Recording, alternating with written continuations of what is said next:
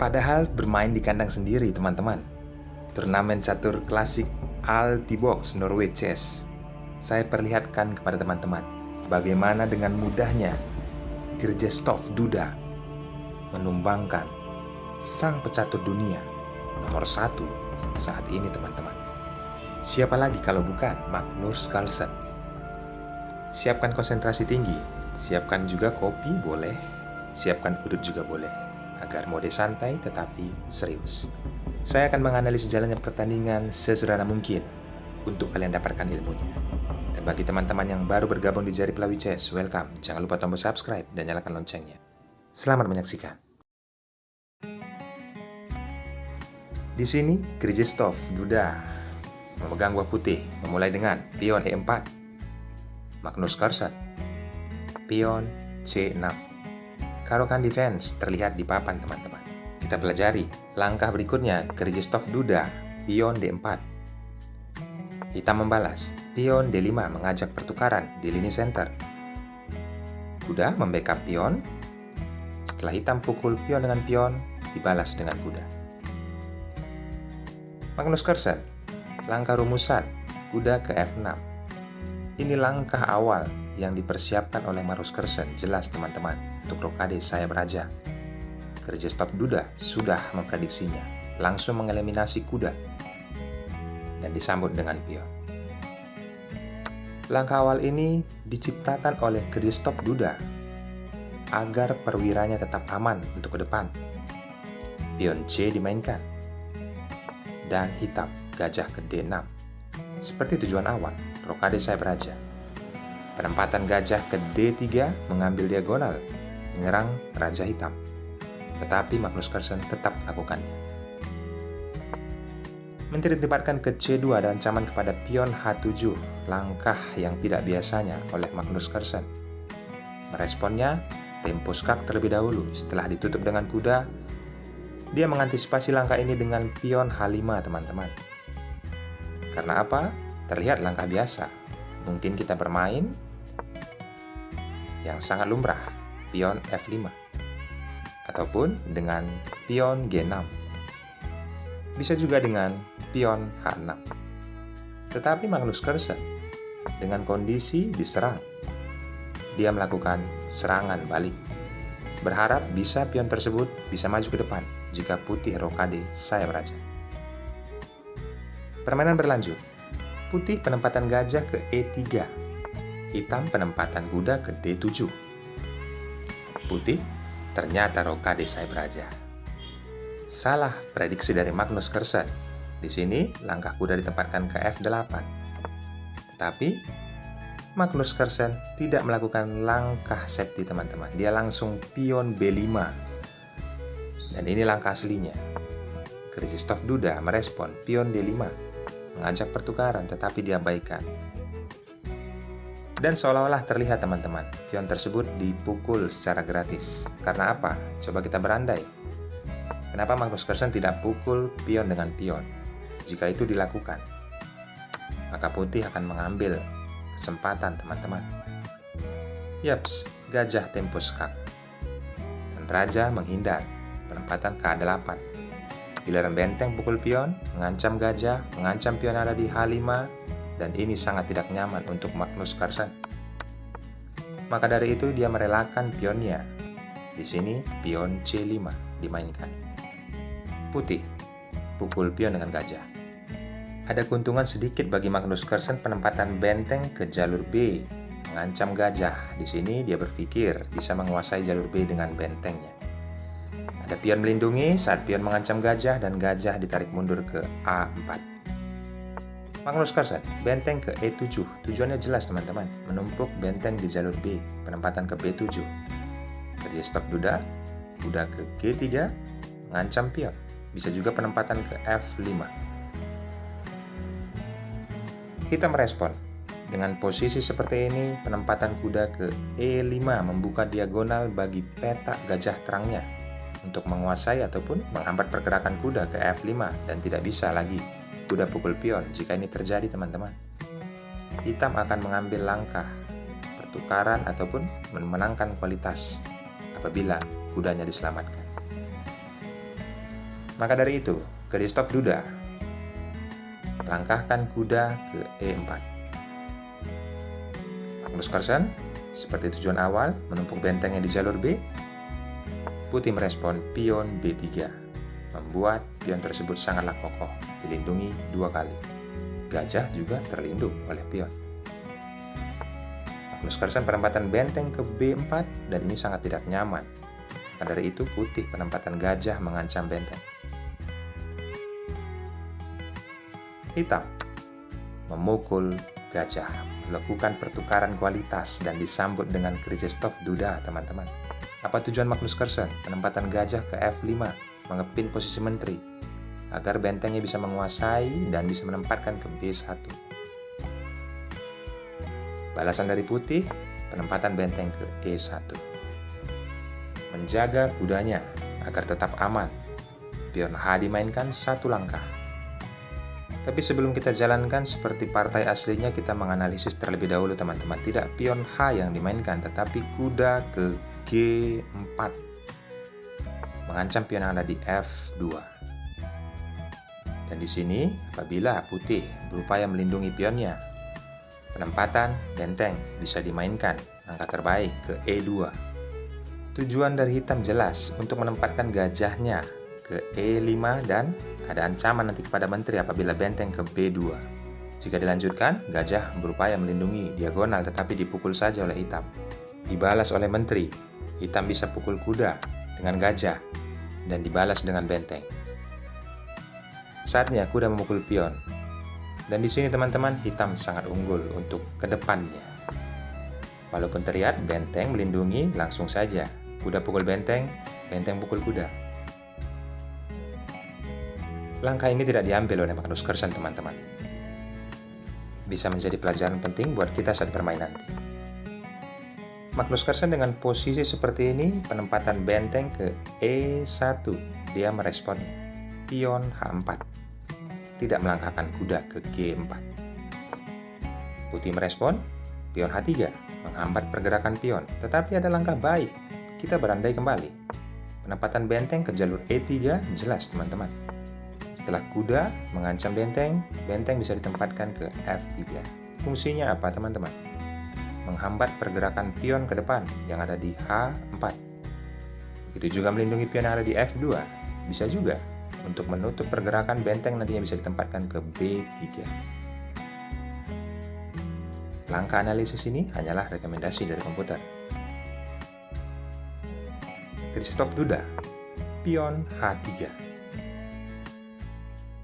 Hitam, kuda ke G6. Putih, barulah benteng ke E3. Terlihat berbeda, teman-teman. Saat kuda ditempatkan ke F4 langsung mengancam pion yang ada di G2 dan pion tersebut maju 2 langkah mengancam gajah. Gajah mundur ke G6. Putih menggeser rajanya ke D1. Pion dimainkan 1 langkah mengancam kuda dan mudah saja. Langsung menyederhanakan permainan, pertukaran perwira. Setelah kondisi ini terjadi, respon gajah tempo skak. Ditutup dengan pion. Magnus Carlsen, menteri ke F6, ada ancaman skak di A1. Ditutup dengan gajah, menteri ditempatkan ke G5. Dan menteri putih ke E4, melindungi pionnya ataupun melindungi juga bentengnya apabila terjadi open pergerakan oleh kuda.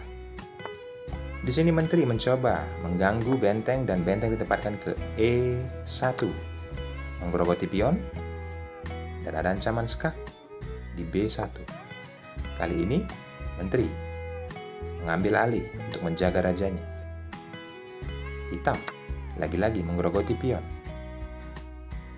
Krzysztof Duda merubah semuanya. Pikirkan post videonya, langkah terbaik putih, dan ini langkah aslinya. Bagaimana teman-teman? Apakah kalian sudah mendapatkannya? Yaps, selamat bagi kalian yang menempatkan benteng ke E8, dan ini tidak bisa dipukul dengan benteng, teman-teman. Jika terjadi benteng pukul benteng, tempo skak, 1 langkah raja hanya bisa ke H7. Selanjutnya, putih melangkahkan benteng skak ke H8. Karena apa, teman-teman? Jika raja memukul benteng tersebut, maka jelas gajah kembali skak dan memberikan secara gratis. Dipukul, menteri akan tumbang. Jika dilanjutkan tempo skak, mudah saja raja ke D2, ada kuda pukul pion, dan menteri memukul pion yang ada di H4. Dilanjutkan, putih 100% unggul untuk ke depan. Beginilah analisisnya teman-teman. Kita kembali ke partai aslinya. Dengan posisi seperti ini, tempo skak yang dilakukan oleh Krzysztof Duda, benteng dikelaskan dan dipukul oleh putih.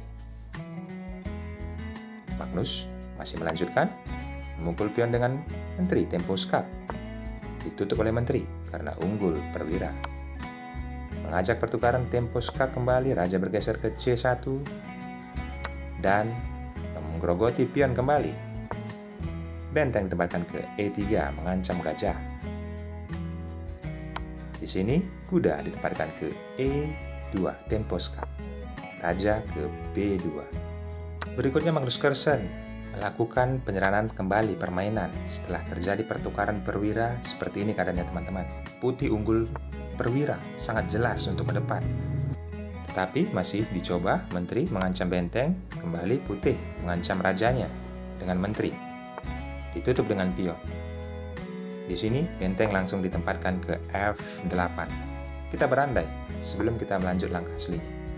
Putih bisa menjebak raja hitam, penempatan menteri ke D8.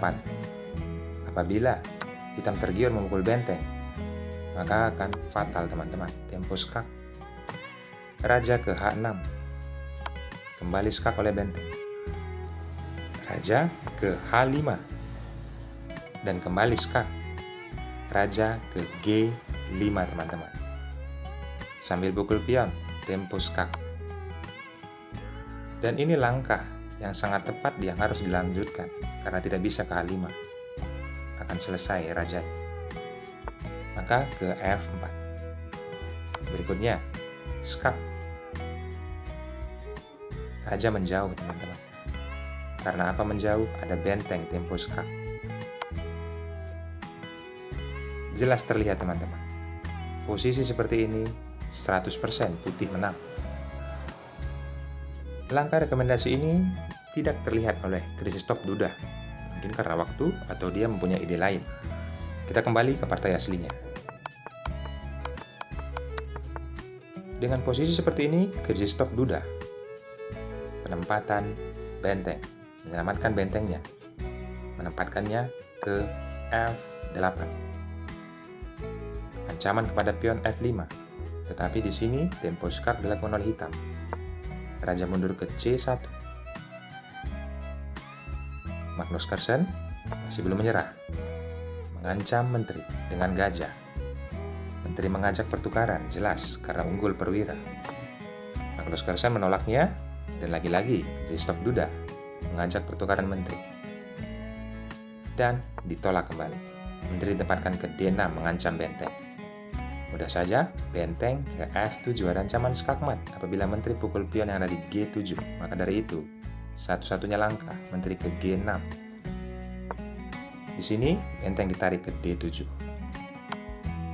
Tempo skak dilakukan oleh hitam. Raja ke B2. Masih dicoba terus, pion ke C4. Berharap mungkin Magnus Carlsen bisa remis ya teman-teman. Tapi dengan kondisi seperti ini sudah sangatlah tidak memungkinkan untuk kategori remis. Jelas terlihat unggul satu perwira, yaitu benteng. Dan ini tidak mudah teman-teman. Apabila tidak blunder oleh putih, dia akan menang. Dengan kondisi seperti ini jelas dipukul kembali oleh raja. Apa yang bisa dilakukan oleh Magnus Carlsen teman-teman? Masih terus mencoba, tempo skak di G3. Tidak ditutup, tetapi raja menghindar. Kembali, Magnus Carlsen mengambil pion dan putih mengambil pion. Berupaya untuk mempromosikan pionnya. Tetapi di sini, langsung menteri tempatkan ke D4, tempo skak, tidak ditutup, raja naik ke C3, skak kembali, tidak ditutup, raja naik ke B4, Dan di sini skak diagonal dan ajak kembali ke A5. Tujuannya jelas teman-teman, dengan skak kembali putih mengambil pion. Masih terus berlanjut, pion G5 dimainkan. Balasannya pion A5, pion H3, dan bishop Duda. Melakukan perubahan. Tempo skak benteng, tempo skak menteri, dan di sini jelas teman-teman. Magnus Carlsen, Raja K5, apa yang bisa diperbuat? Dia menyerah. Karena apa? Jika dilanjutkan dengan kondisi seperti ini teman-teman. Menteri pukul menteri. Dipukul oleh benteng. Yaps, terlihat kasat mata. Hitam bisa mempromosikan pionnya, tetapi ada benteng yang mencegahnya. Ada dua kemungkinan, tidak pukul menteri, tetapi raja ke G4. Lebih fatal teman-teman, karena tempo skak oleh benteng. Jika dipukul dengan menteri, jelas menteri putih akan membalasnya. Dan pilihan kedua teman-teman, dengan kondisi seperti ini sudah sangat jelas. Jika ditutup, maka pukul saja dengan benteng. Ambil pelajaran pentingnya teman-teman. Saya sudah menganalisis jalannya pertandingan sesederhana mungkin untuk kalian dapatkan ilmunya saat bermain nanti. Ucapan terima kasih dari kalian kepada channel ini. Hanya diharapkan subscribe, nyalakan loncengnya, komentar yang positif, dan bagi teman-teman yang ingin mendukung agar lebih berkembang lagi, bisa klik tombol gabung di samping nama channel. Jika itu dilakukan, ucapan terima kasih akan dipanjatkan kepada kalian. Bye-bye.